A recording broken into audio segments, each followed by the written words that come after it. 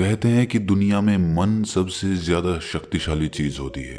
अगर किसी चीज को तुम पूरे मन से चाह लो तो तुम उसे हासिल कर सकते हो। ये मैं नहीं कहता, ये सभी महापुरुषों का कहना है। लेकिन अगर ये सत्य है, ये सच है, तो जो हम अपने मन से चाहते हैं वो हमें हासिल क्यों नहीं होता है? भाई, कोई भी इंसान अपने मन में दुख तो नहीं चाहेगा, लेकिन वो रहता तो दुखी है। हर इंसान अपने मन से तो कामयाब होना चाहता है, खूब पैसा कमाना चाहता है, लेकिन फिर भी वो कामयाब नहीं होता।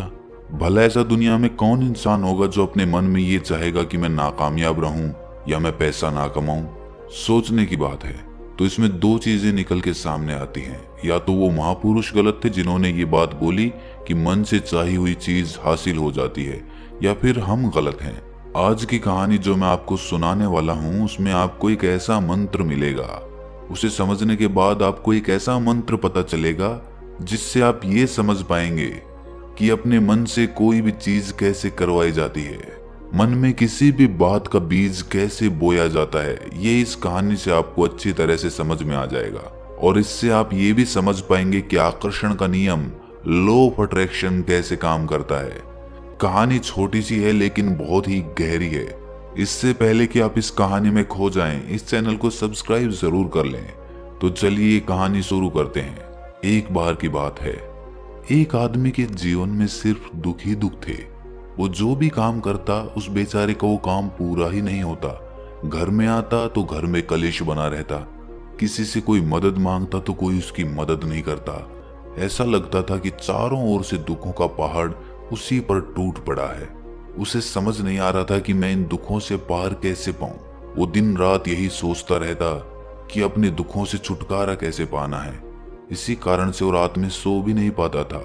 उसकी आंखों के नीचे बड़े बड़े काले घेरे बन गए थे, जो इस बात का प्रतीक थे कि वो आदमी कितना दुखी है और कितना चिंतित है।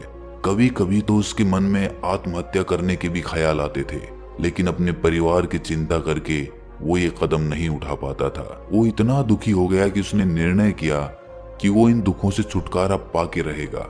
इसके लिए चाहे उसे कितनी भी मेहनत करनी पड़े, कुछ भी करना पड़े, चाहे अंगारों पे चलना पड़े, लेकिन इन दुखों से छुटकारा हासिल करके रहेगा। ऐसे ही एक दिन उसने अपने मित्र से पूछा कि मैं अपने जीवन को कैसे सुधारूं। उसके मित्र ने उसे बताया कि तुम किसी बाबा के पास जाओ। बाबाओं के पास ऐसा मंत्र होता है जिससे सारे दुख मिट जाते हैं, जीवन खुशियों से भर जाता है और धन संपदा भी हासिल हो जाती है। तुम किसी ऐसे बाबा को ढूंढ लो, बस तुम्हारा काम बन जाएगा। उस आदमी के मन में ये बात पूरी तरह से पक्की बैठ गई कि कोई बाबा ही मेरा दुख दूर कर सकता है, और इसीलिए उसे किसी भी बाबा के बारे में पता चलता तो वो उस बाबा के पास पहुंच जाता। वो उस बाबा को अपनी समस्या बताता और उससे उसका समाधान पूछता और कहता कि बाबा, मैं कुछ भी करने के लिए तैयार हूं, लेकिन मेरी इन समस्याओं से मुझे छुटकारा दिला दीजिए। आप जो कहेंगे मैं वो करूंगा, लेकिन मेरे जीवन को सुधार दीजिए। बाबा उससे कुछ टोने टोट के बता देते थे करने के लिए, और बदले में दान दक्षिणा ले लेते थे कि ये टोना टोटका करने के बाद तुम्हारे घर में सुख शांति बनी रहेगी, बस इस टोटके को पूरी विधि के साथ करना। वो आदमी घर लौटकर पूरी विधि के साथ टोने टोटके करने लगा, लेकिन बहुत टोने टोटके करने के बाद भी उसके जीवन में कुछ बदलाव नहीं आया। इसके विपरीत उसका जीवन और ज्यादा दुखी हो गया। जो भी बाबा उसे टोना टोटका देता था वो बदले में उससे दान दक्षिणा लेता था, जिससे उसका धन भी धीरे धीरे खत्म हो रहा था। इससे उसके जीवन में दुख और ज्यादा बढ़ गए। तब उसे लगा कि बाबाओं के पास जाने से तो मेरे जीवन में दुख कम होने की बजाय बढ़ते ही जा रहे हैं, तो मुझे क्या करना चाहिए? बाबाओं के पास जाऊं या ना जाऊं? फिर एक दिन एक आदमी ने उसे बताया कि तुम अपने घर में किसी पंडित को बुलाकर हवन करवा लो। हवन होगा, घर शुद्ध हो जाएगा। कोई भी बुरी ऊर्जा होगी घर में तो वो घर से बाहर चली जाएगी। किसी पंडित को बुलाकर पूरे विधि विधानों से मंत्रोच्चारण कराओ और हवन कराओ, जिससे घर में सुख शांति आए। उस आदमी के मन में ये बात बैठ गई और उसने एक पंडित को अपने घर पर बुलाकर हवन करवा दिया। हवन अच्छी तरह से संपन्न हुआ। बदले में पंडित ने भी अच्छी दान दक्षिणा ली और उसके बाद वो वहां से विदा हो गया। लेकिन कुछ दिनों के बाद उस आदमी को महसूस हुआ कि उसके जीवन में अब भी कोई बदलाव नहीं आया है। अब वो आदमी पूरी तरह से दुखी हो गया और ज्यादा परेशान हो गया। अब तो उसे लगने लगा था कि मेरे जीवन में से दुख कभी खत्म ही नहीं होंगे। और यही सोच सोच कर उस आदमी का बुरा हाल हो गया था। फिर एक दिन उसे अपने मित्र से एक ऐसे बाबा के बारे में पता चला जो समाधान बताने के लिए कोई दान दक्षिणा नहीं लेता था। उस आदमी को लगा कि ये बाबा दूसरे बाबाओं की तरह नहीं हो सकता, क्योंकि ये दान दक्षिणा तो लेता ही नहीं, और अगर दान दक्षिणा नहीं लेता तो ये सच में कोई सिद्ध बाबा होगा। और यही सोचकर वो उस बाबा के पास पहुंच जाता है। जब वो आदमी वहां पर पहुंचता है तो वो बाबा ध्यान में बैठे हुए थे। ये देखकर वो आदमी वहीं पर चुपचाप बैठकर ध्यान से बाहर आने का उनका इंतजार करने लगा। थोड़ी देर बाद बाबा ने आंखें खोली तो सामने एक दुखी और परेशान युवक को बैठे देखा। वो उसकी आंखों के नीचे काले घेरे देखते ही समझ गया कि ये आदमी अपने जीवन से कितना परेशान है। उसे संबोधित करते हुए बाबा ने पूछा कि बच्चा, क्या चाहते हो? बाबा के पास क्या लेने आए हो? उस आदमी ने कहा कि बाबा, मैं अपने जीवन से बहुत परेशान हूं। मैंने इन दुखों को दूर करने के लिए बहुत सारे रास्ते अपनाए। हर वो तरकीब करके देखी जो किसी बाबा ने मुझे बताई, हर वो काम किया जो किसी भी इंसान ने मुझसे करने को कहा, लेकिन मेरे जीवन में दुखों में कोई कमी नहीं आई। बाबा, इसके विपरीत मेरे जीवन में दुखों में बढ़ोतरी हो गई। मुझे समझ नहीं आ रहा है कि मैं क्या करूं। कभी कभी तो मैं आत्महत्या करने की सोचता हूं, लेकिन अपने परिवार की सोचकर मैं ये कदम नहीं उठा पाता। मैंने आपके बारे में बहुत सुना है बाबा, और मैं बहुत उम्मीद के साथ आपके पास आया हूं। कृपया करके मुझे कोई ऐसा मार्ग बताएं जिससे मुझे अपने दुखों से छुटकारा मिल जाए। मैं अपने दुखों से छुटकारा पाने के लिए कुछ भी करने को तैयार हूं। आप मुझे कोई भी रास्ता बताएं, चाहे वो रास्ता कितना भी कठिन क्यों ना हो, मैं उसको पार करके रहूंगा। बाबा ने महसूस किया कि आदमी तो सच में बहुत परेशान है। बाबा ने उसकी बात सुनकर कहा कि बच्चा, दुखों को दूर करने के लिए मंत्र ऐसे ही नहीं मिलते। मंत्र पाने के लिए कुछ करना पड़ता है। तुम कुछ कर सकते हो। ये सुनकर पहले तो उस आदमी ने सोचा कि ये बाबा भी मुझसे दान दक्षिणा ही मांगेंगे, लेकिन और कोई रास्ता ना पाकर उस आदमी ने कहा कि बाबा, आपको जितनी भी दान दक्षिणा चाहिए मैं देने के लिए तैयार हूं, लेकिन आपका मंत्र सच्चा होना चाहिए, वो पूरा होना चाहिए, उसका फल मुझे मिलना चाहिए। उसके बाद मैं आपको जो भी दान दक्षिणा लेना चाहते हो वो दे दूंगा। बाबा ने कहा कि दान दक्षिणा तो बहुत छोटी सी चीज है, मुझे वो नहीं चाहिए। इस पर वो आदमी सोच विचार करके बोला, तो बाबा, मैं अंगारों पे भी चलने के लिए तैयार हूं, आप मुझे बस आज्ञा दीजिए। बाबा ने कहा कि अंगारों पे चलने वाली छोटी चीज मैं तुमसे नहीं कराने वाला। मैं जो तुमसे कराने वाला हूं वो बहुत कठिन मंत्र है, उसे पूरा कर पाओगे? बाबा ने कहा कि बाबा, आप मुझे बताइए तो सही, मुझे करना क्या होगा, मैं कुछ भी करने को तैयार हूं। इस पर बाबा ने उसे कहा कि यहां से जब तुम अपने घर जाओ तो रास्ते में अपने मन में ये दोहराते जाना कि मैं सुखी हूं, मैं सुखी हूं, मैं सुखी हूं। बार बार अपने मन में यही दोहराना, और याद रहे, जुबान पर ये नहीं आना चाहिए, ये सिर्फ मन में दोहराना है। ये सुनकर वो आदमी बोला, बाबा, बस इतनी सी बात, ये तो मैं चुटकी बजा के कर लूंगा, लेकिन इससे होगा क्या? बाबा बोले कि इस मंत्र को करके देखो, वैसे भी तुमने इतने बाबाओं के मंत्र किए हैं, तो इस मंत्र को भी करके देख लो। उस आदमी ने सोचा कि बाबा कुछ दान दक्षिणा तो ले नहीं रहे, और छोटा सा मंत्र है, इसे तो मैं कर ही लूंगा। वो बोला, ठीक है बाबा, मैं ये मंत्र जरूर करूंगा।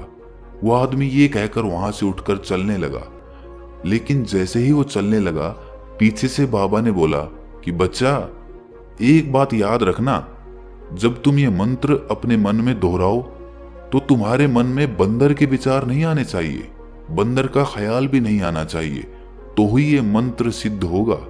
वो आदमी बोला, मुझे तो आज तक बंदर का कोई विचार नहीं आया, तो अब क्यों आएगा? आप चिंता मत करिए बाबा, मैं बस मन में यही दोहराऊंगा कि मैं सुखी हूं, मैं सुखी हूं। इसके अलावा बंदर का कोई विचार मेरे मन में नहीं आएगा। ये कहकर वो आदमी वहां से चल दिया। वो अपने मन में मैं सुखी हूं, मैं सुखी हूं, ये दोहराता हुआ थोड़ी दूर ही चला था कि उसके मन में अचानक बंदर का ख्याल आ गया। बंदर का ख्याल एक बार आया और चला भी गया, लेकिन उस आदमी ने सोचा कि आज तक तो मुझे बंदर का कोई विचार नहीं आया, ये आज बंदर का विचार क्यों आ गया। और ऐसे करके उसने उस बंदर के विचार को पकड़ लिया। वो ये भूल गया कि मुझे क्या मंत्र दोहराना है और वो बंदर के बारे में सोचने लगा। जब थोड़ी देर बाद उसे फिर से होश आया तो वो फिर से अपना वही मंत्र दोहराने लगा जो बाबा ने उसे बताया था, मैं सुखी हूं, मैं सुखी हूं। लेकिन अचानक से उसे सामने एक बंदर दिखाई दिया और ये देखकर उसके मन में फिर से बंदर का विचार उठ गया और वो अपने अंदर से इस विचार को बाहर फेंकना चाहता था। वो चाहता था कि मेरे अंदर किसी भी तरह बंदर का विचार ना आए, लेकिन उसे तो सामने बंदर ही दिखाई दे गया। ऐसे ही जद्दोजहद करते करते वो घर पे पहुंचा और घर पे पहुंचने के बाद अपनी पत्नी को कहा कि हे बंदरिया, मुझे खाने में बंदर परोस दो। और जब उसे एहसास हुआ कि उसने क्या बोल दिया तो वो अपने बाल नोचने लगा। वो दीवारों में सर मारने लगा कि आज तक मुझे बंदर का कोई विचार नहीं आया और आज मुझे ये क्या हो गया है कि मुझे हर जगह बंदर ही बंदर नजर आ रहे हैं, ये कैसी माया है। यही सोच सोच कर वो आदमी रात भर सो नहीं पाया।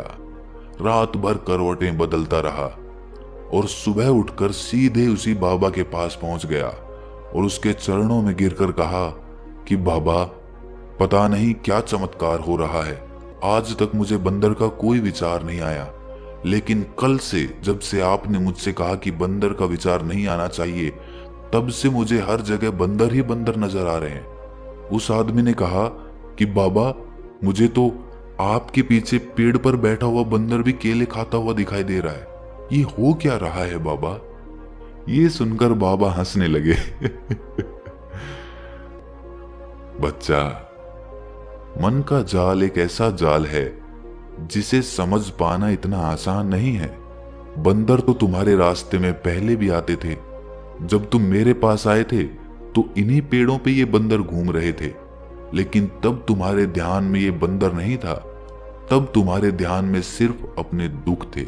इसके बाद बाबा ने उसे बताया कि बच्चा, हम जिस चीज से भी दूर भागना चाहते हैं वही चीज हमारे मन में बहुत गहरे में प्रविष्ट हो जाती है, वो हमारे अंतर मन में समा जाती है।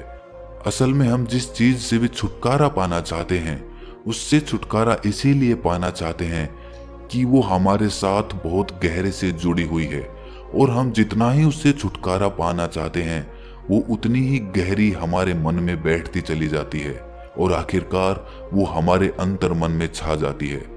ऊपर से तो हम चाहते हैं सुखी होना कि मैं सुखी हूं, सुखी हूं, हमारे होंठ भी यही बोलते रहते हैं, लेकिन हमारे मन में दुख समाये होते हैं।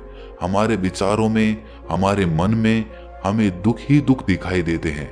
इसीलिए अपनी जुबान से बार बार ये बोलने से कि मैं सुखी हूं, मैं सुखी हूं, हम सुखी नहीं होंगे जब तक ये मंत्र हमारे अंतर मन में प्रविष्ट नहीं होगा। इस पर उस आदमी ने पूछा कि बाबा, लेकिन ये मंत्र हमारे अंतर मन में प्रविष्ट कैसे होगा। ये सुनकर बाबा ने कहा कि बच्चा, अपने दुखों से लड़ना बंद कर दो। जब तक तुम अपने दुखों को दूर करने की सोचते रहोगे तब तक वो दुख तुमसे चिपके रहेंगे, तब तक वो दुख तुम्हारे अंतर्मन पर अपना राज जमाए बैठे रहेंगे। और जिस दिन तुम उन दुखों के बारे में सोचना ही छोड़ दोगे, उन दुखों से छुटकारा ही नहीं पाना चाहोगे, उसी दिन से तुम्हारी जिंदगी से दुख गायब हो जाएंगे। क्योंकि किसी भी चीज से छुटकारा पाने के लिए हमें उस चीज के बारे में सोचना पड़ता है, और हम जितना ही उस चीज के बारे में सोचते हैं वो उतनी ही गहरी हमारे मन में प्रविष्ट होती चली जाती है। हम अधिकतर समय दुखों के बारे में ही सोचते हैं। हम यही सोचते हैं कि हमारे जीवन में दुख है और हमें इससे छुटकारा पाना है। इसी वजह से बार बार सोचने से वो दुख हमारे अंतर मन में प्रविष्ट हो जाते हैं और हमें एहसास भी नहीं होता। इसीलिए अगर तुम दुखों से छुटकारा पाना चाहते हो तो दुखों से छुटकारा पाने के बारे में सोचना छोड़ दो, तुम्हें दुखों से छुटकारा मिल जाएगा। अक्सर आदमी धूम्रपान छोड़ना चाहता है, शराब छोड़ना चाहता है, सुबह अपने आप से ये वादा करता है कि मैं कोई भी गलत काम नहीं करूंगा, लेकिन शाम को जब लौटता है तो नशे में चूर होकर लौटता है। ऐसा क्यों होता है कि जो हम सोच रहे हैं वो पूरा कर ही नहीं पा रहे हैं? असल में हम उस चीज को बहुत ज्यादा तवज्जो दे रहे हैं, उस चीज को बहुत ज्यादा अहमियत दे रहे हैं। जब भी हम उस चीज को छोड़ने के बारे में सोचते हैं तो हम उसकी इम्पोर्टेंस यानी कि विशेषता और ज्यादा बढ़ा देते हैं। हमारा मन उस चीज के बारे में जितना ज्यादा सोचेगा, शराब या धूम्रपान छोड़ने के बारे में जितना ज्यादा सोचेगा, हमारा मन उतना ही उस चीज के पीछे ज्यादा भागेगा। हमें उस चीज से लड़ना नहीं है, बल्कि बिना सोचे गुजर जाना है। और अगर इस मंत्र को हम समझ लेते हैं तो हम अपने जीवन में जो भी पाना चाहते हैं उसे अपने अंतर्मन में डाल सकते हैं। और एक बार वो लक्ष्य हमारे अंतर्मन में बैठ जाता है तो फिर सफलता पाने में कोई समस्या नहीं आती, कोई दिक्कत नहीं आती। तो दोस्तों, कैसी लगी आपको ये कहानी कमेंट सेक्शन में जरूर बताएं, और अच्छी लगी तो इस चैनल को सब्सक्राइब करना ना भूलें। तो मिलते हैं अगली कहानी में, तब तक के लिए अपना ख्याल रखें।